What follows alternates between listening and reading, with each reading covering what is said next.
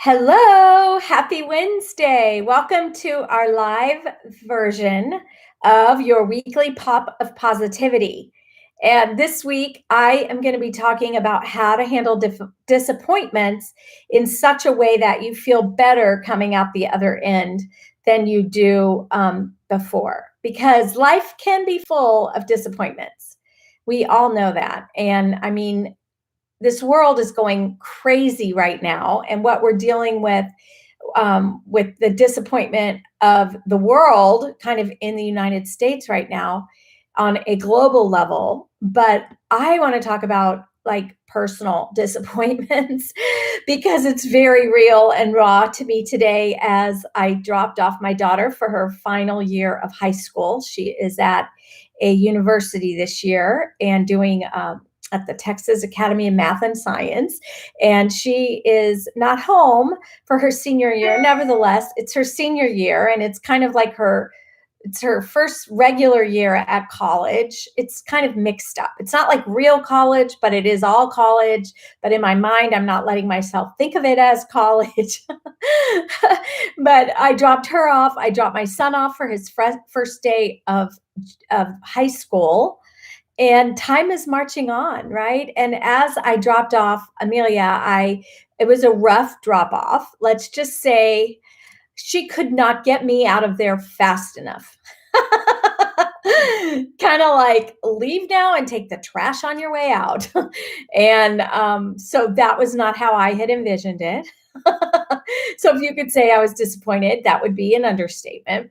And as I sat in the car crying, I thought, okay, there is some gold here that I can mine to share with you, because I know I'm not the only one feeling disappointment. And I know it's not just disappointment in people with, their children. It's disappointment in your work. It's disappointment with a mate, your husband. It's a disappointment with your family of origin. It's a disappointment that life hasn't turned out the way you thought it would. It's a disappointment maybe with your finances. There's all kinds of ways that we get disappointed. Today, my disappointment happened to be around my experience dropping my daughter off at college. But for you, as I go through these things, I want you to think about your own disappointments and ask yourself how you can apply what I'm going to teach you to your own story and to your own challenges. I talk to women every day who are struggling with their adult children. I talk to women who are struggling with their marriage. The disappointment factor is so real. And I was talking to someone, well, actually it was Amelia, my daughter, and she said, this was a while ago, we were talking about being disappointed, because I get disappointed a lot because my expectations are so high. And she's like, well, Mama, I just don't set high expectations and then I'm not disappointed. And I don't really think that's the way to go about it. I believe we should continue to have high expectations. We just have to have a skill set so that when we are disappointed, because we will be disappointed, we have the tools we need to overcome that disappointment. So let me get to it. All right, are you ready? The first thing is, when you go through the disappointment, I want you to let yourself feel it. For people who don't like to feel negative emotions, this is very difficult. And I'm speaking from personal experience. I do not like to feel negative emotions. In fact, as a child, I was taught that you shouldn't feel certain ways. And as an adult, I've learned that it's very important to be able to feel your feelings and then be able to process them. So the first step when you're experiencing a disappointment, your first step is to let yourself feel it. And today, when I left the room and it had not at all been what I had expected or hoped, let me rephrase that. It had not been what I hoped. I kind of expected that it would turn out that way, but I had hoped that it wouldn't. So as I came out from leaving her, my husband had to go do something else. So we had taken two cars. So he left. I sat in my car and I just let myself cry, and I let myself feel how sad I was. I'm like, well, what are the feelings? And I was sad. It felt familiar because when we adopted Amelia, she rejected me right away. So she only would go to her father. So I'm so thankful she even today goes to him, even as she's rejecting me. And that's just her journey. And maybe when she's an adult, she'll be able to figure out, what's going on. But for right now, what I had to let myself do is feel that rejection, and how that made me feel so sad. I felt unloved. I felt unwanted, and those are kind of hard emotions, and they hurt. It hurts. And I had to just like let myself feel it. And then, like, well, I don't want to stay here. So what's the next step?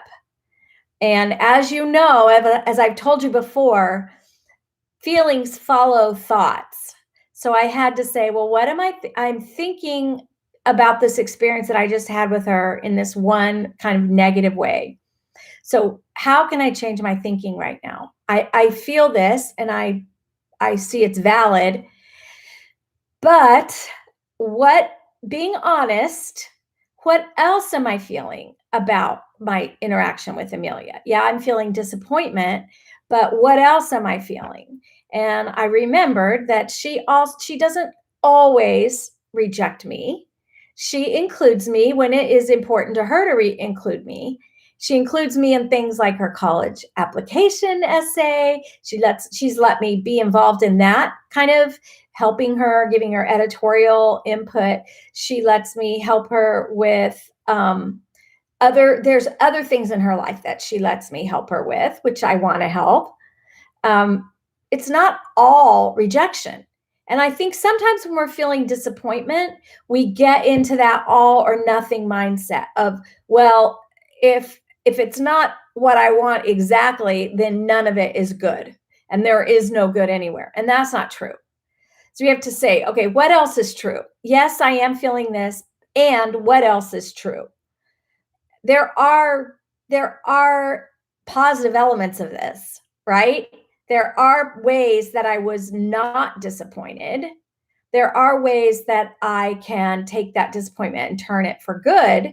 So, for example, I really wanted to help her with her room and make it all beautiful and cute. And you know how you see on Pinterest and Instagram all these amazing dorm rooms. And, I was an interior designer for 14 years. So I love things pretty. So, and this is my strong suit. This is what I'm really good at.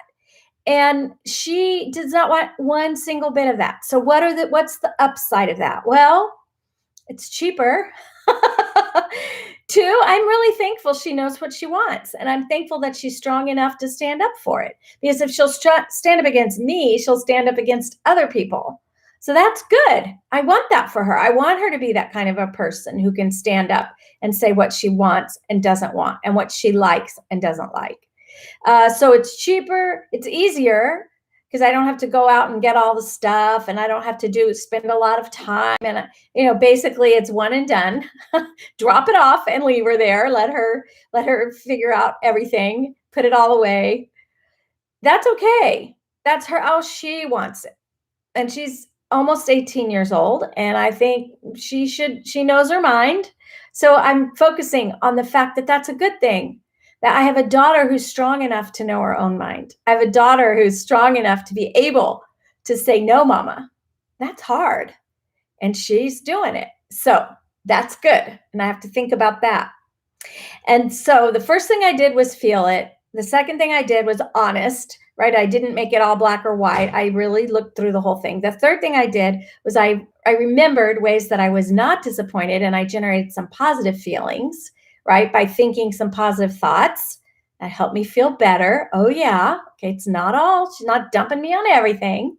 And then lastly, I want to focus on something besides myself.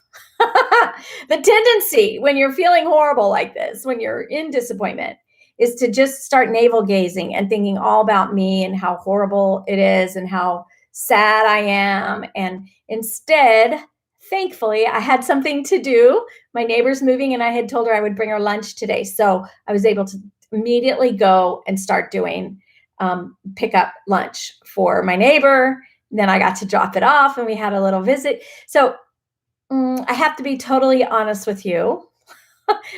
I did all these things, but that's not all I did, because actually on the way home, I did stop at the donut shop. I hate to admit it, but I have to be fully honest. This is a journey. I'm learning how to do it better.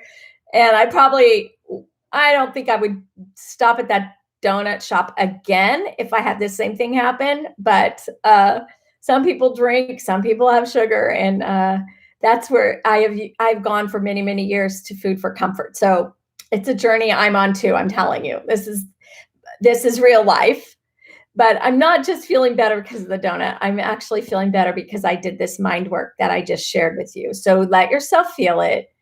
Two is be honest with yourself about the disappointments as well as the good stuff.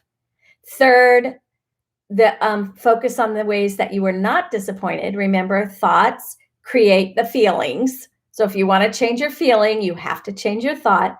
And then finally, the fourth thing was get moving and focus on others. So I was able to give back a little bit to my neighbor today. So I hope this was helpful for you. I will be doing these weekly live pop-up positivities on Wednesdays and bringing you on the journey with me. Next week, I think we're going to talk about self-sabotage. How interesting that I just had that experience today. And now I get to figure out some strategies for avoiding self-sabotage. Shannon, you said, thanks for sharing your experience. I had donuts today too. Oh, so sisters, we're sisters here. Next week, I'm going to come up with some great skills for us to overcome the self-sabotage, because sometimes we do it to ourselves and we're our own worst enemy. But today we can be victorious because we can change our thinking, and that'll change our moving forward direction. It's my pleasure to help you. And Shannon, I hope it helped. And the rest of you watching this, thank you so much for watching. And I will see you again next week, Wednesday at noon Central. Bye-bye.